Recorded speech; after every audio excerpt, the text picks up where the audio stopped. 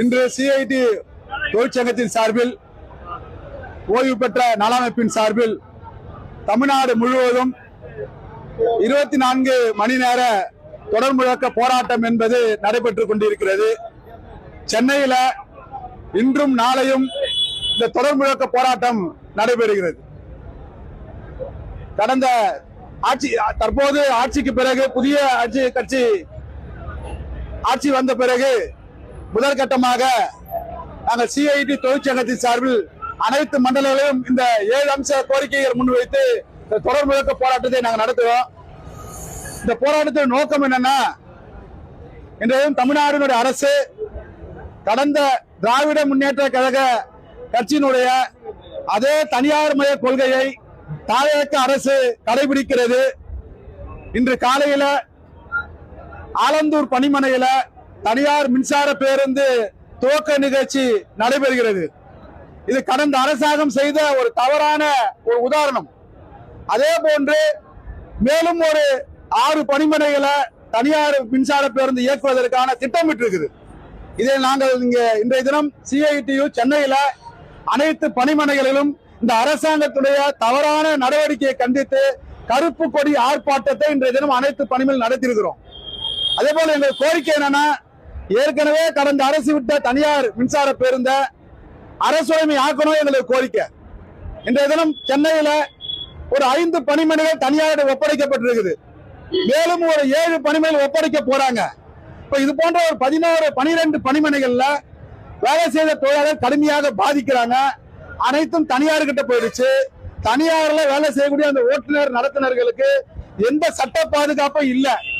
குறிப்பா சமூக நீதியை கடந்த அரசு நாங்க கடைபிடிக்கிறோம் சொன்னாங்க. இப்போ நம்ம தமிழகத்துடைய முதல்வர் ஆட்சி பொறுப்பேற்ற பிறகு விஜய் அவர்கள் சமூக நீதித்துறை என்ற பெயரை மட்டும்தான் மாத்திருக்காங்களே தவிர அந்த சமூக நீதியில் இருக்கக்கூடிய அந்த ரிசர்வேஷன் பிற்படுத்தப்பட்டோர் பட்டியலின பழங்குடியின மக்களுக்கான வேலை வாய்ப்பு தனியார் மயம் மூலமாக பறிபோகும் என்பதை இந்த அரசு கொஞ்சம் கூட இந்த அரசு கவனத்தில் கொள்ளவில்லை என்பதுதான் எங்களுடைய போராட்டத்தோட நோக்கம். அதே போல இன்னைக்கு பாத்தீங்கன்னா கடந்த அரசாங்கம் போக்குவரத்து தொழிலாளர்களுக்கான ஊதிய ஒப்பந்தம் போட்டாச்சு. 4 தவணைகளில் அரியஸ் கொடுக்குறது சொன்னாங்க. 9 மாதம் அரியஸ் இது நாள் வரை போய் வழங்கப்படல. அந்த அரசாங்கம் கொடுக்கல. இந்த அரசாங்கம் 100 நாள் ஆச்சு. நாங்களும் சிஐடி சார்பில் அமைச்சரை 2 முறை சந்திச்சோம், கோரிக்கை கொடுத்தோம். இதுவரைக்கும் அதற்கான எந்த அறிவிப்பும் இந்த அரசாங்கத்துக்கிட்ட இருந்து வரல. அதே போல பாத்தீங்கன்னா இன்னைக்கு காலி பணியிடம் 30,000 பேர் காலி பணியிடம் இருக்கு. இந்த அரசாங்கத்தை பார்த்து கேட்கிறோம், கிட்டத்தட்ட ஒரு 13 ஆண்டுகளாக காலி பணியிடத்தை பூர்த்தி பண்ணல. இன்னைக்கு பாத்தீங்கன்னா உயிரிழப்பினால வேகன்சி அதிகமாயிட்டு இருக்குது. அதே போல ஓட்டுநர் நடத்துனர் பணி ஓய்வு பெறுவதனால வேகன்சி அதிகமாயிட்டு இருக்குது. இன்னைக்கு சென்னை நகரத்துல 200க்கும் மேற்பட்ட பேருந்துகள் இயங்கல. என்ன காரணம்? ஆள் இல்ல, ஓட்டுநர் இல்ல, நடத்துனர் இல்ல, பராமரிப்புக்கு தொழில்நுட்ப பணியாளர் இல்ல, பேருந்து இயக்க முடியல. ஆனா கடந்த அரசாங்கம் எந்த கொள்கையை கடைபிடித்ததுன்னு பாத்தீங்கன்னா கான்ட்ராக்ட் முறை, ஒப்பந்த முறை மூலமாக ஓட்டுநர் நடத்துனரை நியமனம் செய்வது முடிவெடுத்தது. இது ஒரு போக்குவரத்து கழகத்தை ஒரு தற்கொலைக்கு கொண்டு செல்வதற்கான ஒரு வேலையை கடந்த அரசு செய்தது. இன்னைக்கு அதே கொள்கையை கடைபிடித்து அதே கான்ட்ராக்ட் முறையில தமிழகத்தில் புதிய ஆட்சி மாற்றம் ஏற்பட்ட பிறகு வட மாநில நிறுவனத்துக்கு அந்த வேலையை கொடுக்குறாங்க. 1797 கண்டக்டர் பணியிடங்களை வட மாநிலக்காரர்களுக்கு அந்த கம்பெனி கொடுக்குறாங்க. அவங்க யாரை நியமனம் பண்ணுவாங்க? தமிழர்களை நியமனம் பண்ணுவாங்களா? யாரு இது வரைக்கும் போக்குவரத்து அமைச்சர் அதை மறுப்பு தெரிவிக்கவே இல்லை. முதலமைச்சர் மறுப்பு தெரிவிக்கவே இல்லை. சட்டமன்றத்தில் இடதுசாரிகள் சிபிஎம் எம்எல்ஏ பேசுறாங்க, மறுப்பு தெரிவிக்கவே இல்லை. அப்ப எங்களுக்கு எல்லாம் இங்க தமிழர்களுக்கு இந்த வேலை வாய்ப்பு என்பது ஒரு கேள்விக்குரிய உருவாக்கம், அச்சம் எங்களுக்கு இருக்குது. நாங்க கான்ட்ராக்ட் முறை என்பது இடஒதுக்கீடு பறிபோகும், இளைஞர்களுக்கான சட்டப்படியான வேலை வாய்ப்பு சமூக பாதுகாப்பு இருக்காது நாங்க போராடிட்டு இருக்கிறோம். ஆனா கடந்த அரசு சென்ற அதே போன்று கான்ட்ராக்ட் முறை என்பது இது ஒரு அரசு பதில் சொல்லணும். அதே போல நீங்க பாத்தீங்கன்னா இறந்த தொழிலாளர்கள் ஒவ்வொரு மாதமும் ஒரு 500 பேர் தமிழ்நாடு முழுவதும் ஒவ்வொரு ஆண்டு 500 பேர் இறக்குறாங்க. இன்னைக்கு இந்த இறந்த தொழிலாளர் வாரிசுகளுக்கு வேலை வாய்ப்பு இல்ல. பாத்தீங்கன்னா ஒரு 10 ஆண்டுகளாக வேலை வாய்ப்பு கொடுக்கல. சென்னையில 1000 பேர் இருக்கிறாங்க அந்த இறந்த குடும்பத்தில் வேலை வாய்ப்புக்கு, ஆனா வேலை வாய்ப்பே கொடுக்கல. ஆனா வேகன்சி இருக்குது. இன்னைக்கு அலுவலக பணியில 250 வேகன்சி இருக்குது. ஆனா அதை கான்ட்ராக்டுக்கு போறாங்க, ஒப்பந்தம் போடுறாங்க. அந்த வாரிசுக்கு அந்த வேலை கல்வி தகுதி உள்ள அந்த வாரிசு குடும்பத்துக்கு வேலை வாய்ப்பு கொடுக்கல. ஓட்டுநர் நடத்தினதை தவிர வேற எந்த வேலையும் கொடுக்க மாட்டேன்றாங்க. அப்போ கடந்த அரசு அதை வந்து கொடுக்க கூடாதுக்கு ஒரு அரசாணையை போட்டாங்க.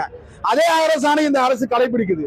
நாங்க கோரிக்கை என்ன கேட்கிறோம்னா, இந்த போக்குவரத்து கழகத்தை சீரழிப்பதற்கு 2018 ஒரு 8 அரசாணை போட்டாங்க.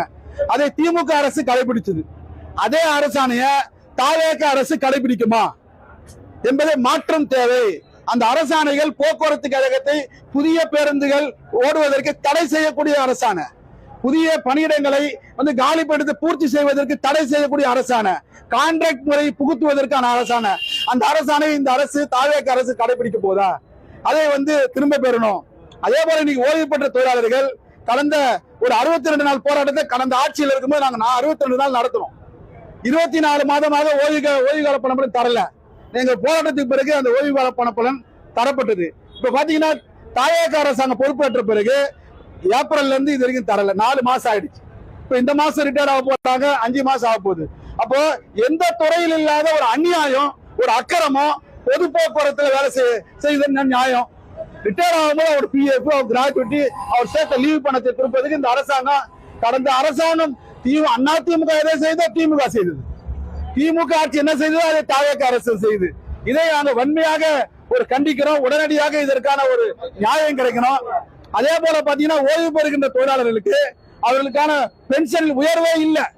ஒவ்வொரு ஒப்பந்தம் போடும்போது ஒப்பந்தத்தில் உயர்வை அனைத்து துறைகளிலும் பென்ஷன்ல உயர்த்துறாங்க. ஆனா போக்குவரத்துல இதுவே அதுவரை உயர்த்தவே இல்லை. இது என்ன அநியாயம்? எனவேதான் நாங்கள் எங்களுடைய கோரிக்கை சார்பாக இந்த 7 அம்ச கோரிக்கைகளை வலியுறுத்தி இந்த அரசின் கவனத்திற்கு நாங்கள் ஏற்கனவே கோரிக்கை நடத்தினோம். அரசு அமைச்சரை சந்திச்சோம். இதுவரை எந்தவித தீர்வு ஏற்படவில்லை. வருகின்ற 28ஆம் தேதி போக்குவரத்து மானிய கோரிக்கை நடைபெறுது. எனவே இந்த அரசாங்கம், இந்த தாவேக அரசாங்கம் ஒரு தொழிலாளர்களுடைய கோரிக்கைகளை, இந்த பொது போக்குவரத்தை பாதுகாப்பதற்கு, இளைஞருக்கான வேலை வாய்ப்பு சம்பந்தமாக ஒரு நியாயத்தை சமூக நீதி கடைபிடிப்பதற்காக இந்த மானிய கோரிக்கைகளை வெளியிடணும். அதற்கான விஷயங்களை மானிய கோரிக்கைகளை இந்த அரசாங்கம் வந்து அறிவிக்கணும்ன்றதை நாங்கள் எதிர்பார்த்துதான் இந்த போராட்டத்தை நடத்துறோம். இன்றும் நாளையும் சென்னையில பணியில் உள்ள தொழிலாளர்கள், ஓய்வு பெற்றவர்கள் பங்கேற்கிறாங்க. தமிழ்நாடு முழுவதும் 24 மணி நேரமாக இந்த தொடர் முழக்க போராட்டம் நடைபெறுது என்பதை அன்போடு தெரிவித்துக் கொள்கிறேன். பேர் தயானந்தம், பொதுச் செயலாளர் MTC CIT. மிகு பேரவைத் தலைவர் அவர்களே, மாண்புமிகு உறுப்பினர் அவர்கள் எழுப்பிய ஒரு கேள்விக்கு அரசு தரப்பில் நான் ஒரு விளக்கத்தை தர விரும்புகிறேன். கடந்த 4 தினங்களுக்கு முன்பு, காலத்தின் அருமை கருதி சிம்பிளா சுருக்கமா ரத்தின சுருக்கமா பதில சொல்லுங்க. கொள்கை விளக்க ஒரு செய்தி இது. 4 தினங்களுக்கு முன்பு மாணவர்கள் போராட்டம் நடத்துகிறார்கள், அதற்கு துணையாக அரசியல் கட்சிகளும் போராட்டத்திலே பங்கு பெற்றது என்கிற ஒரு செய்தி பத்திரிகையில் வந்துவிட்டது. உடனே அந்த செய்திக்கு தார்மீக பொறுப்பேற்று அதாவது ஹையர் எஜுகேஷன் செக்ரட்டரி தரப்பிலிருந்து அந்த கொடுத்த அந்த விளக்கத்தை வாபஸ் பெறப்பட்டது. 1.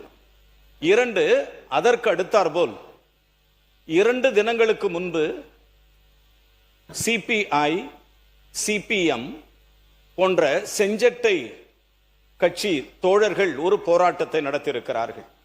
அந்த போராட்டத்தில் அவர்கள் சொன்ன செய்தி, உயர்கல்வித்துறை அமைச்சர் தன்னுடைய விளக்கத்தை தெளிவாக நாங்கள் எதிர்பார்க்கிறோம் என்று சொல்லியிருந்தார்கள்.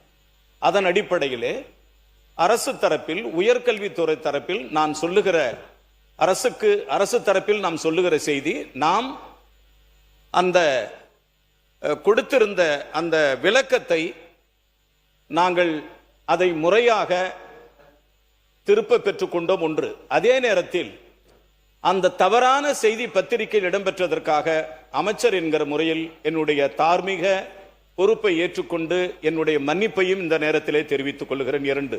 3, அந்த துறை ரீதியாக யார் அந்த செய்தியை வெளியிட்டார்களோ அந்த செய்தி வெளியிட்டவர்கள் மீது அரசு தரப்பில் விளக்கம் கேட்கப்பட்டிருக்கிறது.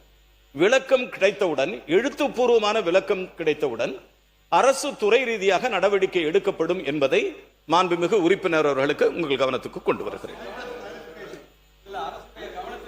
உட்காருங்க அவசரம் என்ன தெரியாம, பத்தி உங்களுடைய துறையே தெரியாம மேல் அதிகாரிகள் எப்படி இந்த ஆணை பிறப்பிக்க முடியும்? இங்க பாருங்க ஒரு நிமிஷம் மாண்புமிகு உறுப்பினர் ஒரு நிமிஷம்.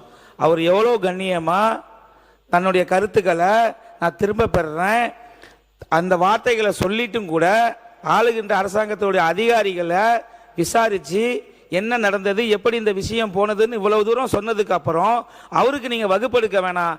அந்த கேள்விக்கான பதில் அவர் வழங்கிவிட்டார். ஆகையால் நன்றி சொல்லி நீங்க முடிங்க. தயவு செய்து நன்றி சொல்லி முடிங்க.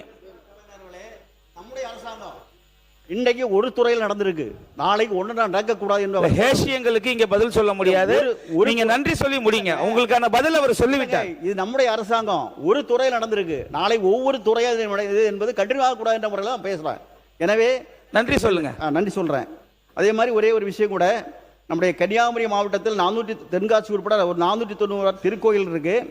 அவர்கள் நீண்ட காலமாக அவர்கள் ஊதியம் இல்லாமல் குறைந்தபட்ச கூலியில வேலை செய்கிறாங்க. அரசு என்பது சம்பந்தமாக கனிவோடு கவனித்து சம்பந்தப்பட்ட நம்ம அமைச்சரை பார்த்து கொடுத்துருக்கிறோம். எனவே அவர்களுக்கு உரிய சம்பளம் ஊதியம் கிடைக்கக்கூடிய அதெல்லாம் நேற்றைக்கே அதுக்கான